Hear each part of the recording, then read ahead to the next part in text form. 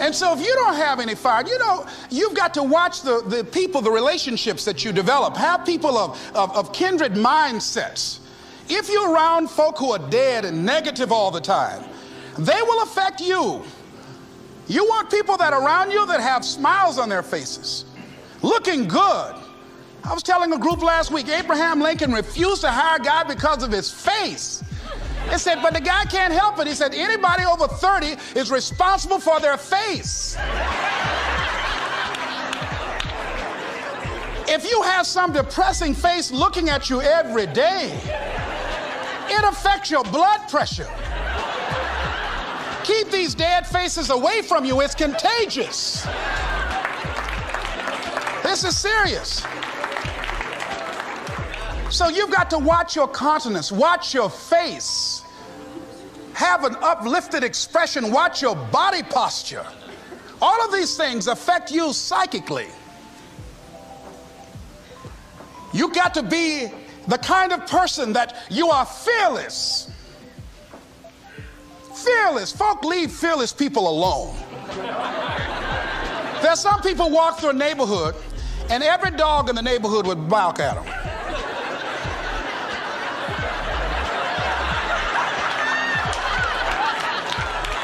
But there's some people come through and ain't nobody gonna mess with this.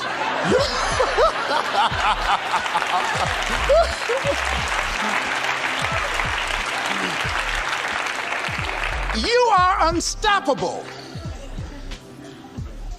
And because you are unstoppable, because you've got power that you haven't even begun to use yet, you owe it to yourself to release your brakes. How many of you have the experience of pulling out of your driveway and you mashed on the accelerator and the car was just going, and couldn't move, and you mashed harder and it couldn't move, and then you discovered you had your emergency brakes on.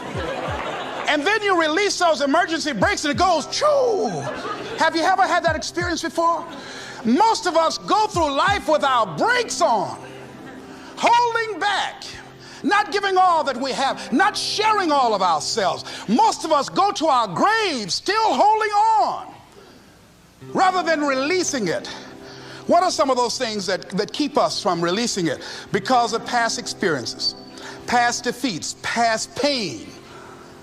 We look back, well, it didn't work out then. It probably won't work out now. Many people get confused their performances with who they are. I was reading Pat Riley, the coach of the Los Angeles Lakers.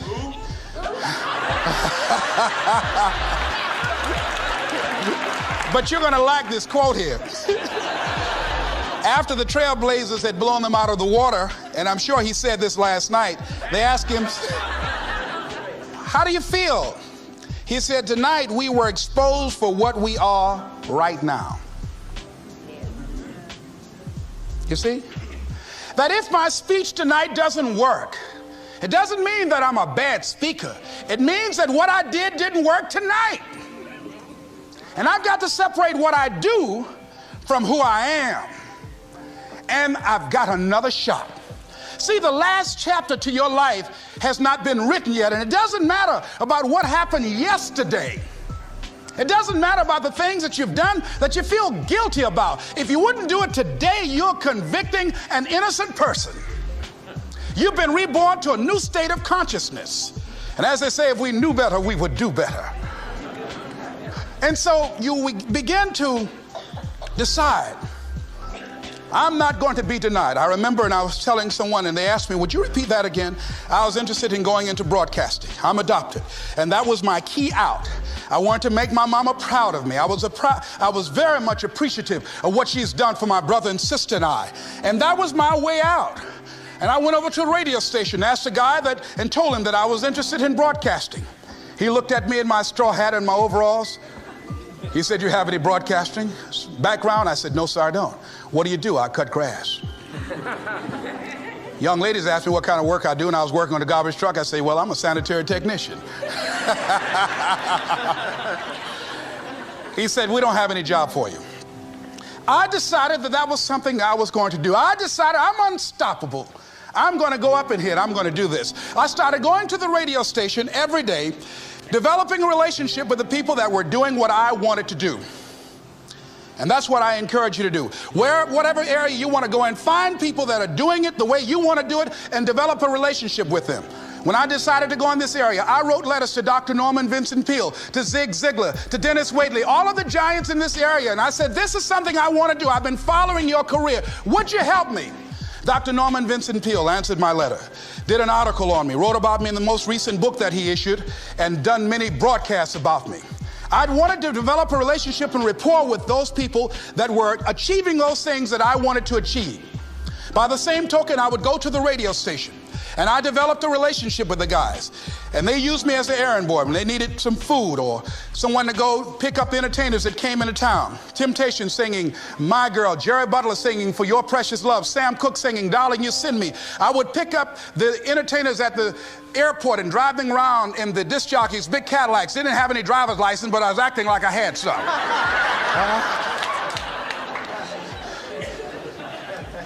Every day I used to go home and work on my communication skills, developing myself. It was Whitney Young. He said, it's better to be prepared for an opportunity and not have one than to have an opportunity and not be prepared. Start working and developing yourself now and prepare yourself for what it is that you want, because you expect to get it. And when the disc jockeys were in the control room, I would go in and watch them and develop a trust level, and they would let me stay, and I would watch and observe them working the controls. When you want something out of life, don't worry about how you're going to get it. How is none of your business. The most difficult thing it is to hold the vision. It's to hold the vision. So there I was at the radio station. A guy was on the air and he started to drink by the name of Rock. I was outside the window looking at him and watching. Hungry and ready, saying, drink, Rock, drink. Pretty soon the phone rang. It was the general manager. I said, hello? He said, Les, this is Mr. Klein. I said, I know. He said, Rock can't finish his program. He's slurring his words. I said, I know. Can you work the controls until one of the other disc jockeys come in? Would you call them? I said, yes, sir. I hung the phone up. I said, now he must be thinking I'm crazy.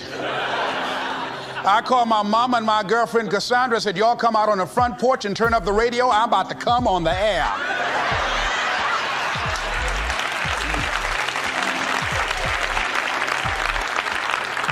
I waited about 15 minutes. I called him back. I said, Mr. Klein, I can't find nobody. He said, well, why don't you go in there and work the controls until they get there? And don't say nothing here. I said, yes, sir. I couldn't wait to sit down at that turntable, Mustafa. I said, look out, this is me, LB, Triple P, Les Brown, your platter playing Papa. There were none before me and there will be none after me. Therefore, that makes me the one and only. Young and single and love to mingle, certified, bona fide, and indubitably qualified to bring you satisfaction and a whole lot of action. Look out, baby, I'm your love man. I was hungry.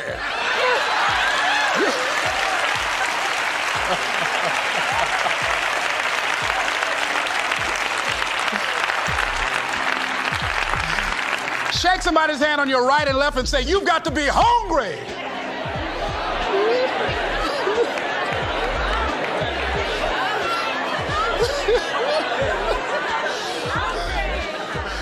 Well, y'all something else. You hear me? You want to be persistent about what it is that you want to achieve. Alexander Graham Bell said, what this power is, I cannot say. All I know is that it exists and it becomes available only when a man or a woman is in that state of mind in which he or she knows exactly what he or she wants and is fully determined not to quit until they find it. When our children are learning how to walk, how many times will your baby attempt to walk and fall and you just say, just sit down, don't try anymore, you've fallen 20 times. Just sit down somewhere, busting your lip and everything, getting in folks' way. When will a baby walk? It will walk when it walks. That's when it will walk. Les, when will you be known nationally as the motivator? I will be known when I'm known. That's when I'll be known. Don't get caught up in, well, I've tried it 4 or 5 times and things didn't work out. If there's something that you want and you're hungry for it, you've got to do whatever is necessary until. And when you give the best you can and that's not enough, you must do what is required. And don't give up on yourself. Don't throw the towel in so quickly. Many people give up on the 1-yard line, where if they have the determination just to keep on knocking. It's a funny thing about life. If you're home one day and someone is knocking on the door and you say, I don't want to be bothered today. And if that person just keep on knocking, say, can you believe that fool's still knocking? Pretty soon you say, what is it? What do you want? And that's how you've got to be about your dream.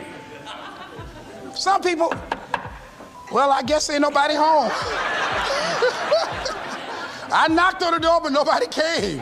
I heard the television on and people were moving around, but I guess opportunity probably went out the back door. Oh, no. See, life is not just that simple. It's not that cut and dry. And that's why most people never realize their personal greatness, because they're casual about life. And when you are casual about life, you will end up a casualty. Life is serious business. So I encourage you to be persistent, to not decide that, well, I've done the best I can. I guess I just can't have it. Don't make that decision.